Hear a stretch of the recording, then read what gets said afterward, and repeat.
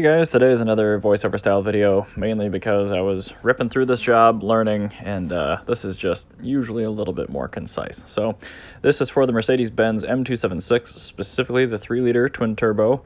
However, probably pretty similar for any 2012 and up M276, or the V8 variant, honestly, is going to be pretty similar too. So this is a 2016 GLS450, but yeah, it'll be very similar to something like a C43 or I think an E400. Those use this motor too.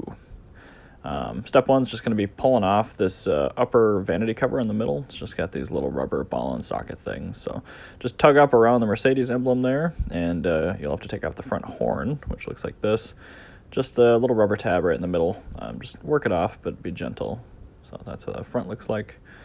After that, that's okay. There's where all the rubber ball and socket mounts are for the actual vanity cover. Then take the left snorkel off, just pull it up in the middle, it'll come out. Then the right snorkel, pull it up and off in the middle, it'll come out. Then we're going to move on to the cowls. So pull off the rubber, starting with the left, moving to the right by hand upward. Then these plastic pieces, just pull up where my glove is right there, and it will hinge out. Just like that.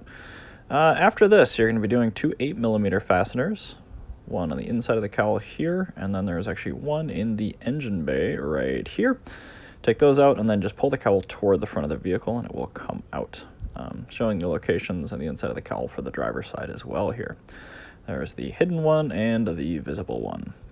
So once those are out, we can actually move getting the tops of the airboxes off. These are Torx T25s. Just hinge them out in the front and pull them straight towards you. Pull the air filters out. There's my new and old filters. These had 68,000 miles on them.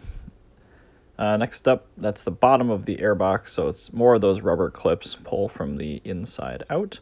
There's a single Torx E10 holding the snout onto the turbo. Pull that. I'm showing the locations of those little rubber pull-up things on the bottom of the airbox here.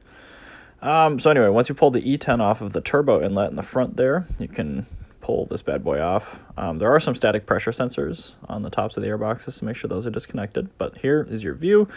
Pull off the little isolators, and then you get gray tabs on these clips. Get your pick in there, pull it out so you can actually get to the tab. Then push the tab down, pull it out, and you'll be able to electrically disconnect the coil. To remove that, I think these are E8s. Pretty small, so you can just pull the two out, pull the coil out, and then you will have to work, you'll have to pull pretty hard to actually get the boot off of the spark plug, but, you know, no big deal. Just keep going. You're not going to hurt it, probably. You see my 68,000 mile plugs on the left there, new ones on the right. There is the coil electrical connector out of the vehicle.